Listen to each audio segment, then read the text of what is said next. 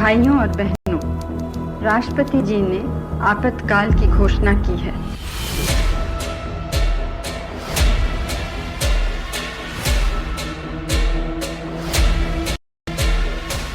In June this year, India looked back at the imposition of the emergency 50 years ago under the Indira Gandhi government.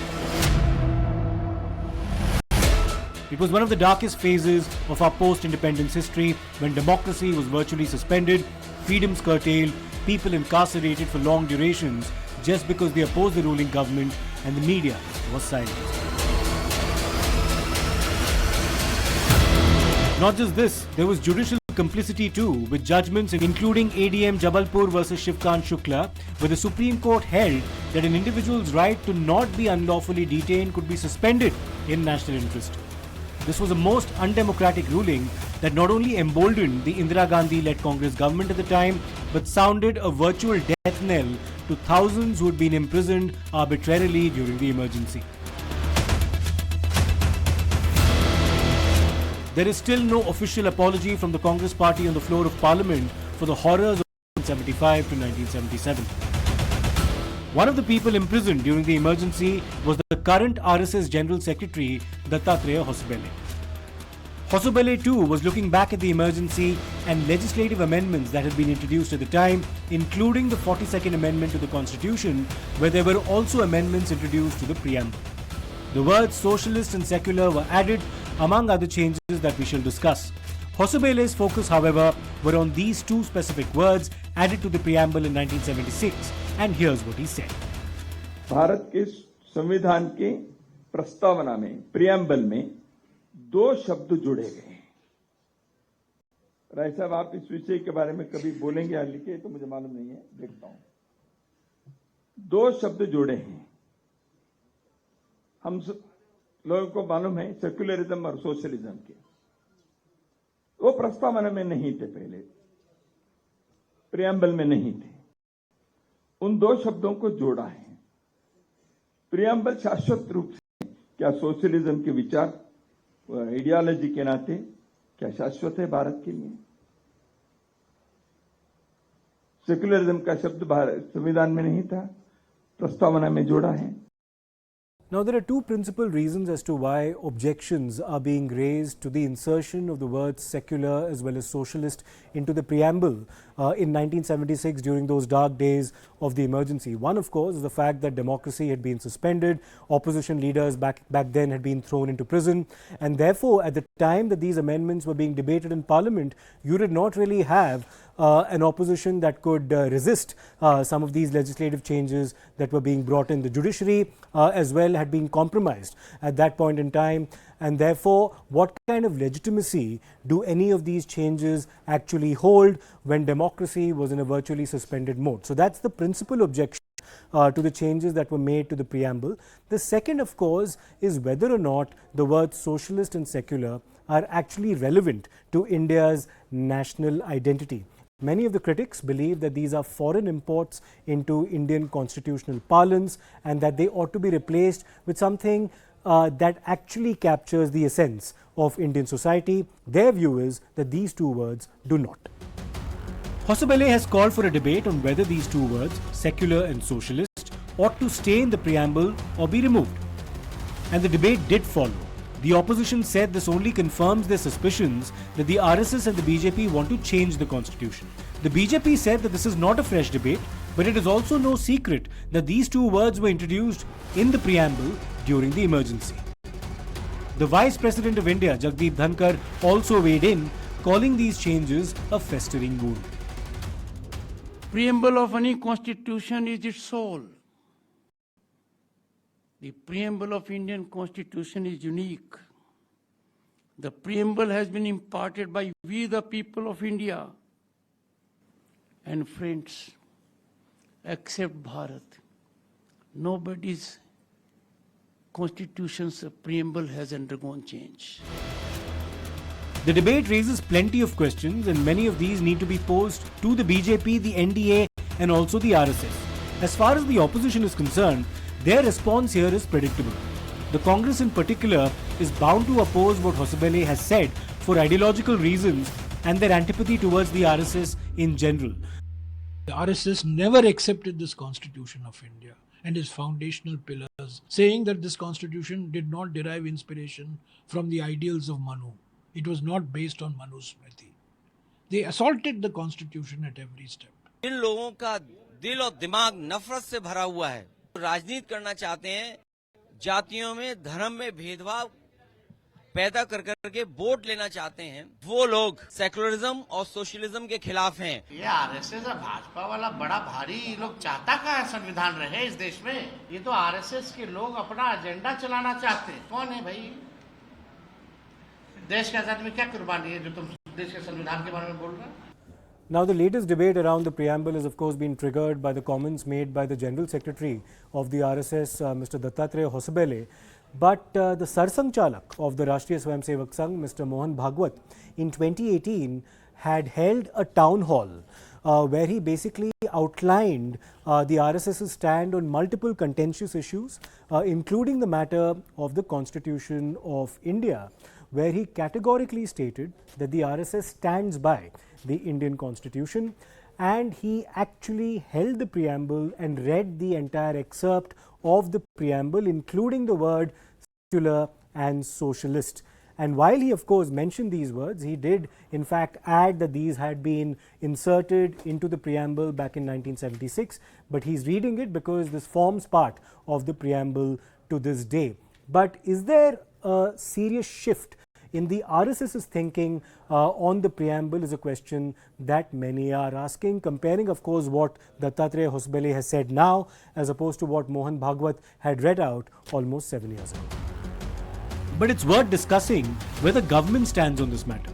First things first, would the Telugu Desam Party, would the Lok Janshakti Party and the Janata Dal United, key allies of the BJP in the NDA and collectively making up 33 Lok Sabha MPs, be supportive of such a move when Muslims form a key constituent of their vote bank? It is also worth asking, would the allies of the NDA in the predominantly Christian states in the northeast, including Nagaland and Meghalaya, be supportive of such a move? Let us not forget that the assemblies of both these states, led by the NDPP under Nufio Rio and NPP under Conrad Sangma, respectively, have also passed resolutions against the Uniform Civil Code. Now coming to the BJP, this isn't a fresh debate.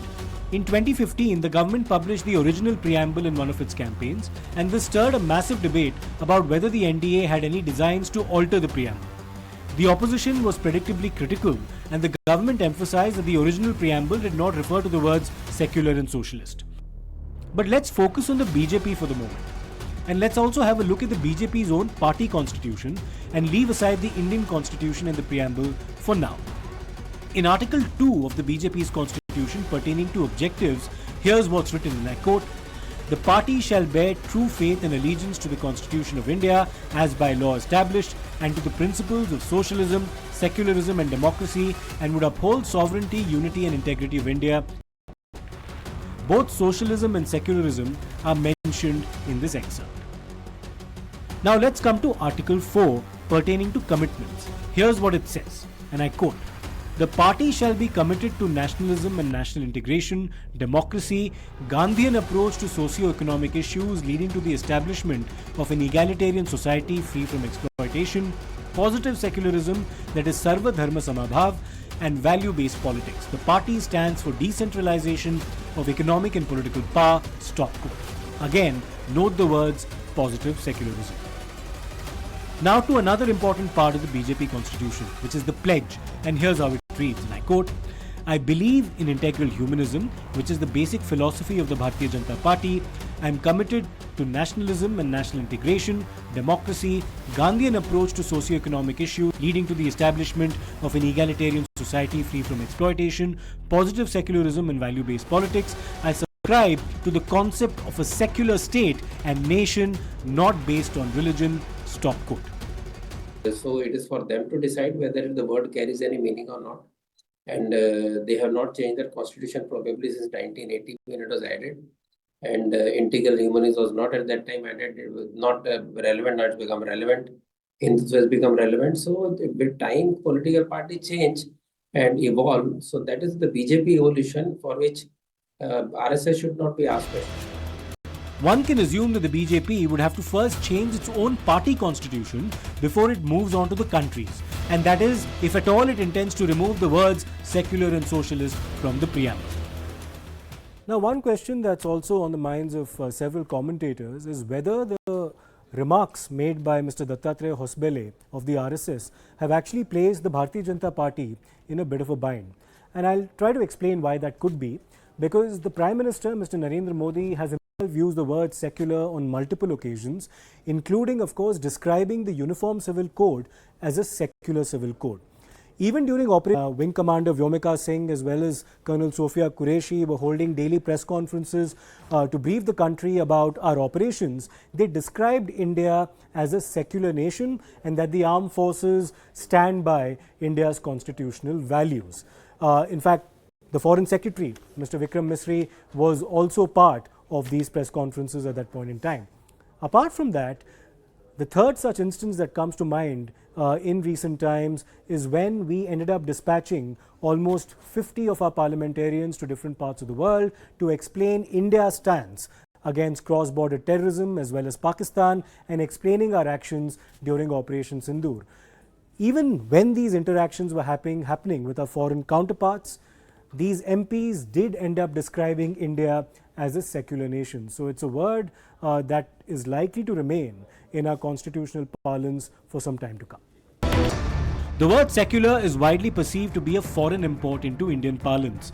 It once represented the non-religious aspects of governance in a state where the church held great sway. So many in India believe that this is not a relevant term in the Indian context, and perhaps the word plural best captures the Indian social milieu rather than secular. But once the words secular and socialist were inserted in 1976, at a time when democracy, as we said, had been suspended, many legislative changes were brought into the constitution during the emergency, which was subsequently challenged. While subsequent governments did roll back the legislative changes by and large, the words secular and socialist continue to remain in the preamble. The issue really is that the two words, and especially secularism, may not be there in the preamble before emergency, but the fact remains that the entire constitution, whether it's Article 25 of the constitution which gives one the right to preach, profess, propagate one's religion, or the concept of equity, liberty, fraternity, justice, they all pointed towards an inclusive secular society which the constitutional makers thought of, and maybe they didn't want to spell it out in so many words. So while why Indira Gandhi did it, what was the reason of it, very difficult to understand. But what I think is that some of the BJP leaders may sympathize with what the RSS top brass is now saying about these two words and asking for their review. But it will be very difficult under the circumstances to ever drop these words now, because dropping those words would mean that okay, we are no longer secular and socialist. Socialist is frankly it's not the real focus of the issue. The thrust is secular. So I don't think, yes, it may have embarrassed the BJP a bit, but I don't think they will ever think in terms of removing the two words. Not at least, that's what I think. And that's also because they received judicial endorsement. Secularism was held to be part of the unamendable basic structure of the constitution in the Keshavananda Bharati versus State of Kerala judgment in 1973, 3 years before the preamble was amended. And subsequently, after the emergency, there were more judicial endorsements that followed.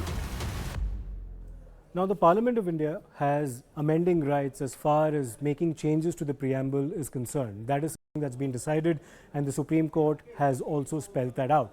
However, one potential roadblock that any government could possibly face when it comes to changing the preamble in the future, including, of course, the removal of the word secular, for example, is that multiple court judgments have upheld these changes made to the preamble in 1976, most recently in November of last year, when there was a legal challenge that was placed in the Supreme Court to the insertion of the words socialist as well as secular. The Supreme Court said that there are multiple court judgments, such as S.R. Bommai case of 1994, among others, that have upheld the insertion of these words. The Bommai case, for example, did in fact state that what was always implicit in the Indian constitution was only made explicit through the insertion of the word secular. So there are plenty of judicial precedents now available for advocates of these two words in the preamble to back their case that these words ought to stay.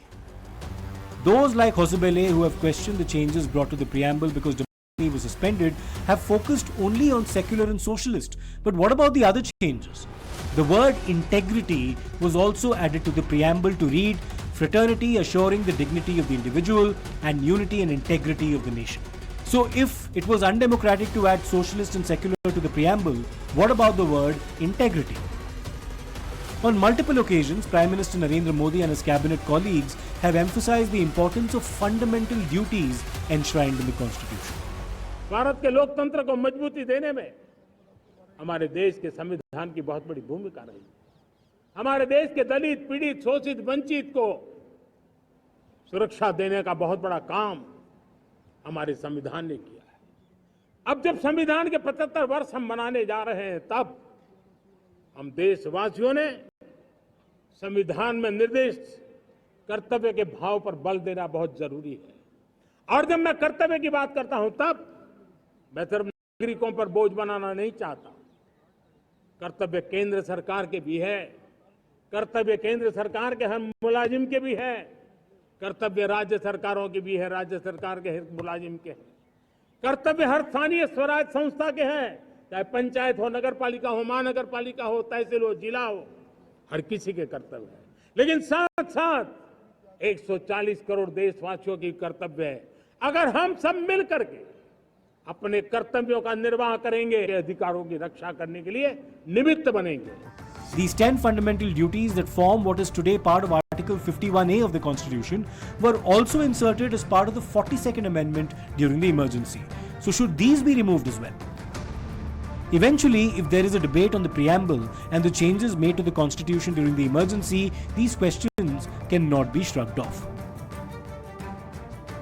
As and when that debate does happen, if and when it does on the floor of Parliament, how will the country respond? Should these words simply be removed or should they be replaced? Does the BJP even intend to replace them or remove them? And if it does intend to remove them, can it be done as part of a coalition or will it need a comfortable majority of its own? We will have to wait and see. Now, one interesting juxtaposition that one can make is also talk about what's been happening in Bangladesh in particular in recent times in India's larger neighborhood. Now, Pakistan has never been a secular country, but Bangladesh, of course, upon its creation in the year 1971, did adopt secularism as part of its national identity. However, of course, following a series of coups and military counter-coups in Bangladesh, there was a situation where the leaders of that country ended up adding the word Islam to the constitution of Bangladesh and eventually, of course, removed the word secular. When Sheikh Hasina became the Prime Minister, she reintroduced the word secular into the Bangladesh constitution while, of course, upholding its identity as an Islamic country. Now there's a raging debate in Bangladesh about whether or not the word secular ought to stay. In fact, the Attorney General of the current interim government led by Mohammed Yunus is of the view that the word secular ought to be removed because it doesn't really encapsulate Bangladesh's national identity because more than 90% of the country's population is Muslim. There's a similar debate happening in India, albeit under completely different circumstances. It's not a like-for-like comparison. But there are questions being now raised in India about whether or not secularism and socialism ought to remain in the preamble because they were introduced at a time when India had a situation where democracy was in suspension. Indira Gandhi had done away with all rights and freedoms and there was absolutely no opposition that could take a stand against some of the legislative changes to Parliament at that point in time, including the 42nd Amendment, which also, of course, led to changes being made to the preamble. So it's a completely different set of circumstances in which this debate is currently taking place in India. But some critics are also pointing out to a debate taking place in Bangladesh right now and how that government there is so keen on doing away with the word secular currently embedded and enshrined in the Bangladesh constitution. Each year when the government observes Constitution Day, the President of India leads a reading session of the preamble. In this, the words Samajwadi, meaning socialist, and Panth Nirpeksh or secular are read out. This happened in 2024 as well. For the time being, it appears that these words could be here to stay for some time to come.